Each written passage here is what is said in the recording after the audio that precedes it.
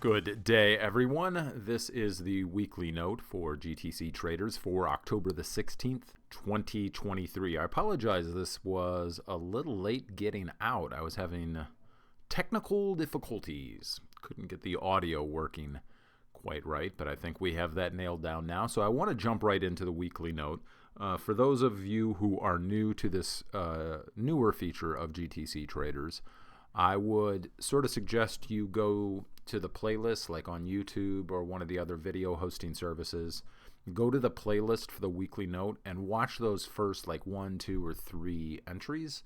And I think that's going to explain a lot why we have something like a weekly note that is taken from my other firm. I have a closed private proprietary firm. I'm the senior partner, and we decided, hey, let's take that weekly note, let's package it all up, and we can put it up on GTC Traders.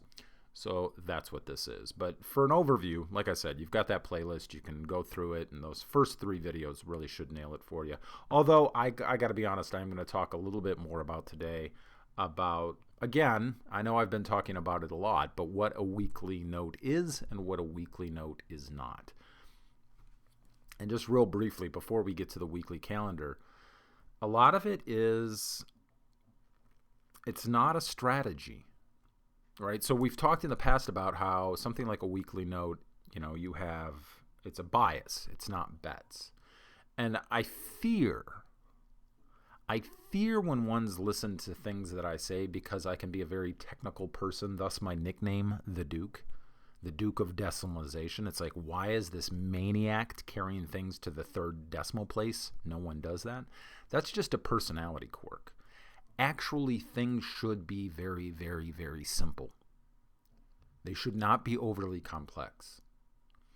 So I fear, because of my technical personality, my overly precise personality. I actually had one person call me pedantic at one point. Whatever. If ones want to believe that, I've reached the age where it's like, yeah, okay, well, maybe I am. But I like to have a lot of information. That's not the strategies. Strategies, and I did say strategies, not strategy. Strategies should be very, very simple.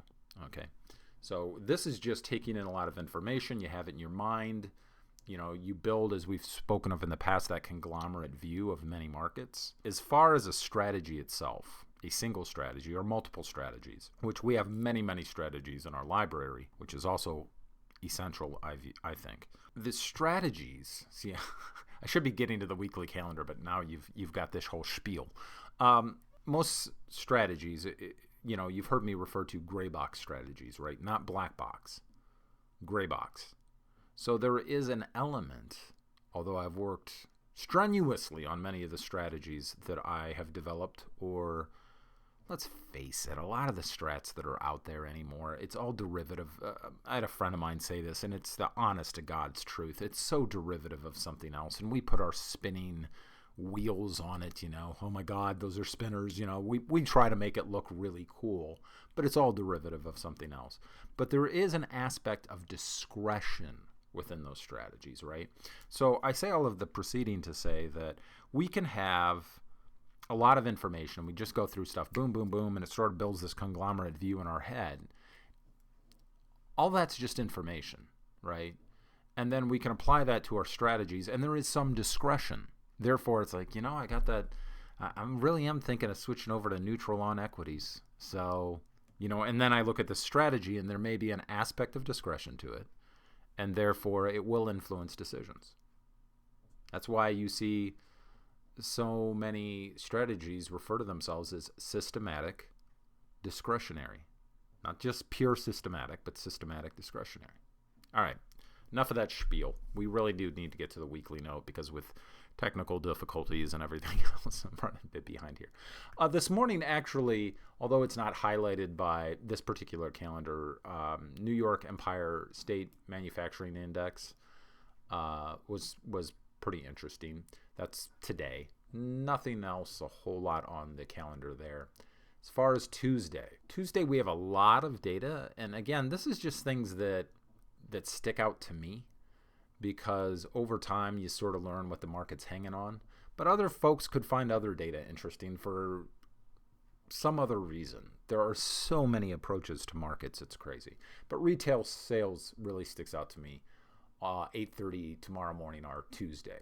On Wednesday, October 18th, we have a lot of housing data. We have building permits, we have mortgage data, purchase index, housing starts, things like that. So that should actually prove very interesting. Thursday, we have jobless claims, and not really a whole lot on the calendar for Friday. So that's the calendar for the week. Looking over at the SOFR curve, it's been very indeterminate lately. What I'm talking about is the SOFR curve, right? The different maturities that you see. When I look, and I've got it up on my other monitor here, there's not a lot of, shall I say, sort of disparate movement between different elements of the SOFR curve.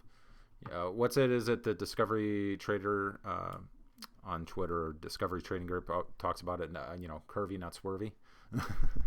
So but what I'm seeing lately is there's not a lot of disparate movement. When we look over to the U.S. Treasury curve, I think looking at the U.S. Treasury curve sort of illustrates what I'm talking about, right?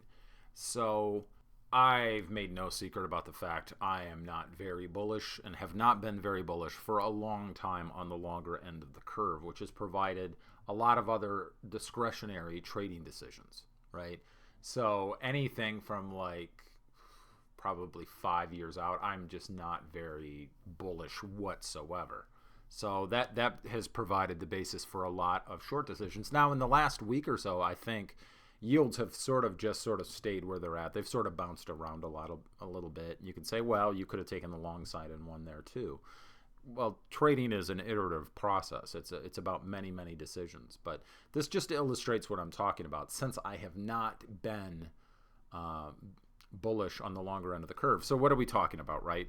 If you look at things like IEI or IEF or TLT as far as ETF representations, I haven't been bullish on any one of them. As a matter of fact, it's when we run through the major markets, I'm very quick about it. What have you heard me saying? IEI, not really bullish. IEI, IEF, TLT, not bullish, and it's boom, boom, boom.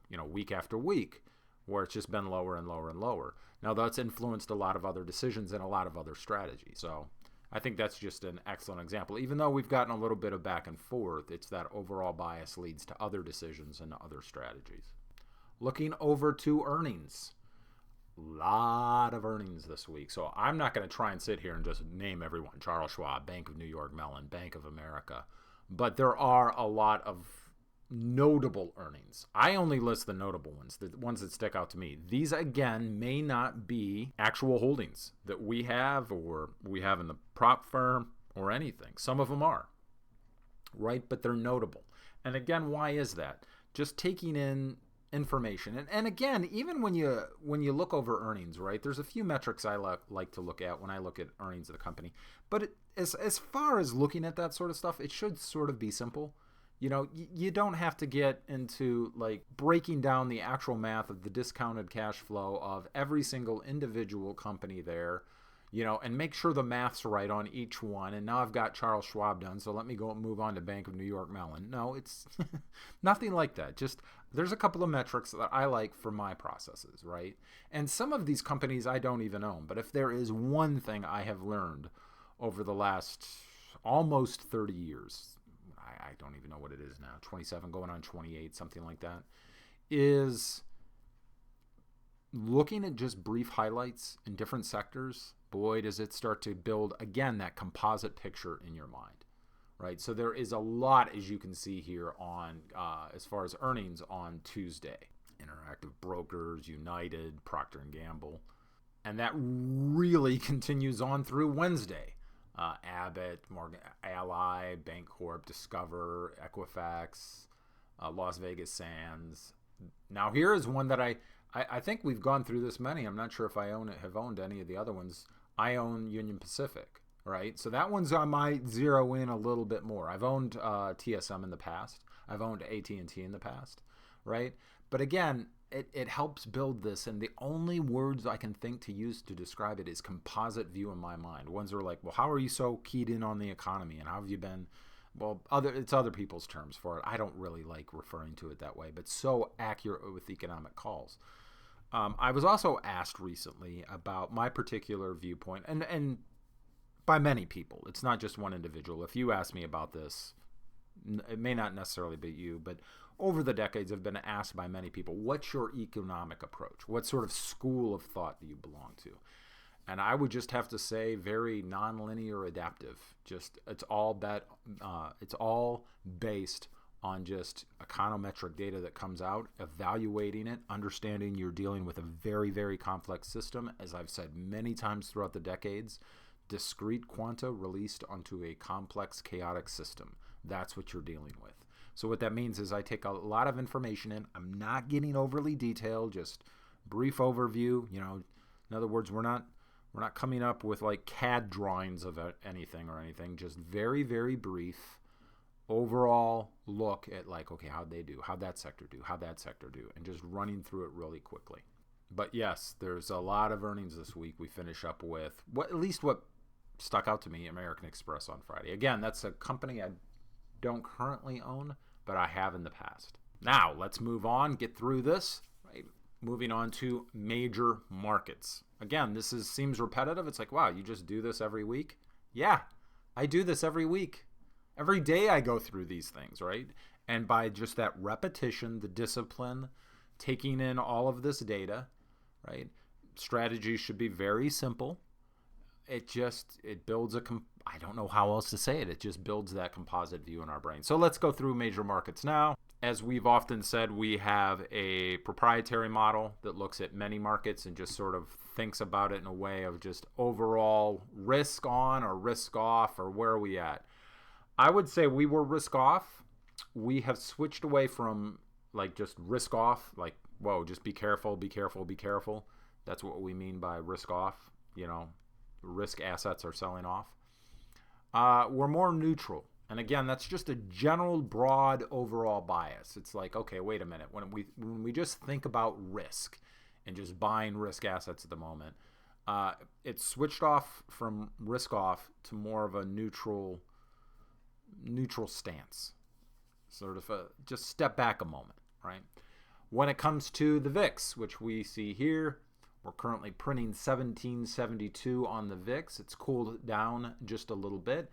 When we think about equity volatility and VIX term structure, we're not seeing anything there that jumps out at us.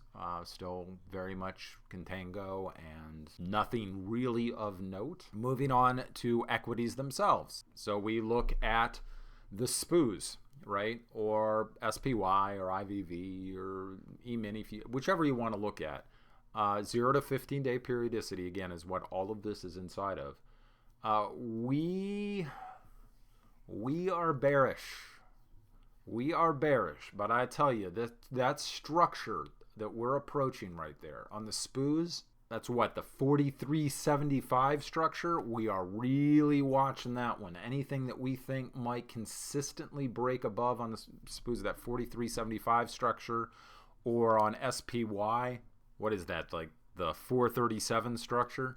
That 437 structure we are paying very close attention to. We are bearish. We got a rally and a downtrend, but that 4370 structure, or 437 structure in the spiders, we are watching closely. And if we think we've consistently broke above it, we may switch over to a neutral view of equities. But for right now, we're still bearish on equities. All we got is a rally and a downtrend. We look at stocks that are higher dividend, lower volatility. We're still bearish. So you can think of something like SPHD. We're still bearish on like SPHD price.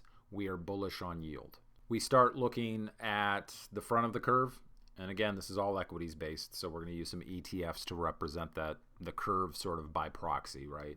SHY, boy, it's a shame there's no liquidity of options in SHY. God, that would just be a option trader's dream. It really, really would. However, in SHY, we remain neutral regardless. So again, towards the front of the curve, we remain neutral. Front of the curve's pretty much got it. That area, it's priced for these sort of yields. So it's like, all right, we're comfortable pricing the yields in this sort of region. The Fed has been very specific on their guidance, and that's why you have seen that. But then it goes back to what I was saying before, right? On the rest of the curve, from like IEI,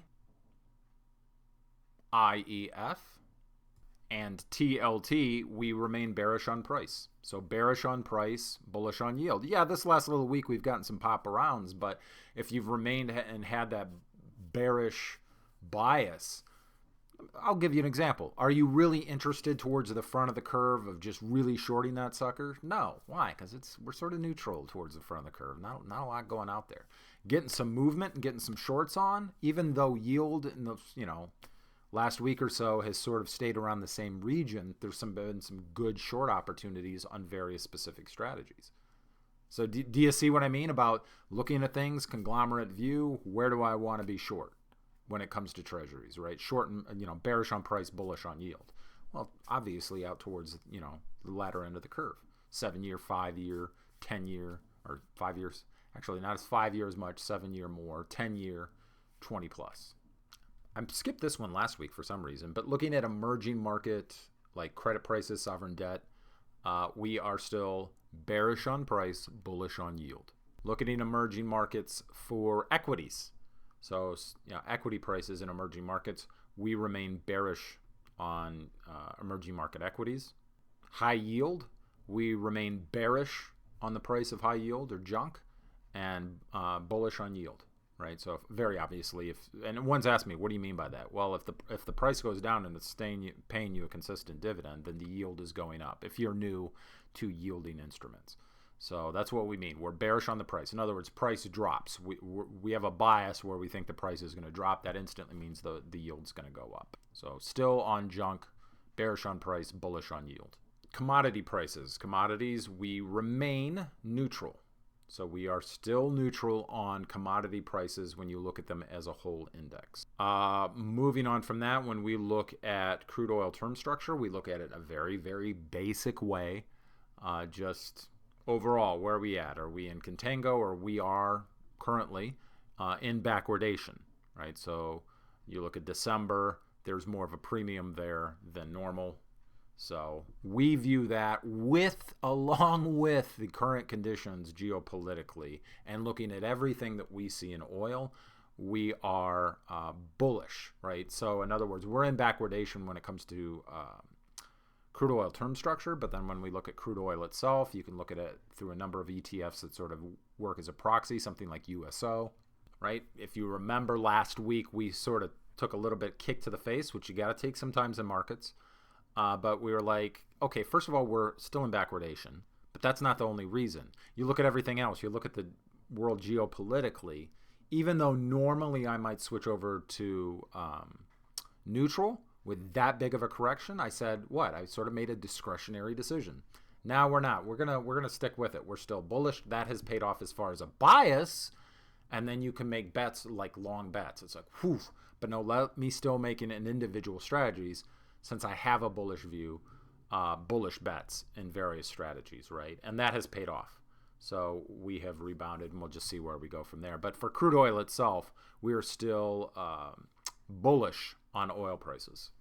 We look at gasoline. Again, I think this is an excellent example of everything I've talked about to date. We are still neutral on gasoline prices, right? So we have not switched. Right, we're not bearish all of a sudden with just this huge dump lower, but it was the same thing that we said last week, right? We're not going to switch to bearish. We're only going to switch to neutral.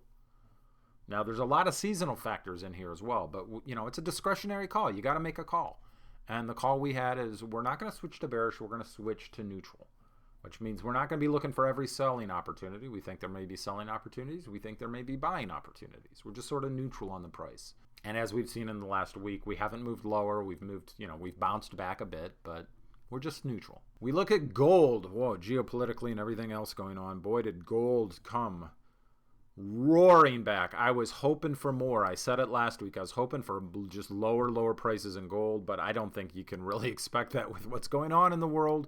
So we are now switching over. Price just basically dictates what you have to think. So when we look at price and everything going on in the world, I'd love lower gold prices. I'm very happy with lower gold prices, but I didn't get lower gold prices. So we have to switch over to neutral on gold from being bearish. On silver, as I've said last week, and I'll say it again, I'm really looking forward to lower silver prices. We've come up to this interesting structure where we're at right now on something like SLV. This 2070, 2080, 2090 region is 2080. Actually, it's like 27 to $20.70 to $20.80. It's a nice structure for us. So I'm still bearish. I'm sort of viewing it like equities. There's a dichotomy of thought there in the precious metals for me. I'm really hoping for lower silver prices, but really what's dictating my thought is I've seen a rally and a downtrend. And that's all we've got, and we are at an important structural level at this 2080 level. So I'm still have a bias on silver of bearish, which I like. Boy, would I love to see it at like 1850. And then on the US dollar, wow, gee, fancy that. Big surprise. We're still bullish on the US dollar. We've been bullish on the US dollar forever, and here we are, right? So we are still bullish on the US dollar prices. So that's been what it's been, right? It's a look over our shoulder. This is something we kick out very, very quickly on the private proprietary stuff. And then actually what takes the majority of the time is this, like just putting this together as a video entry. If I have problems with the audio or something, it gets out really super late, which, I view as like Monday afternoon. So, but yeah, that's just been what it's been, right? Our thoughts are just good until they're canceled and have been what they always are, simply been our thoughts, not yours. If you have differing thoughts, throw them up in the comments. For whatever the heck day it is, as always, stay safe, trade well, and remember that love doesn't cost a dime.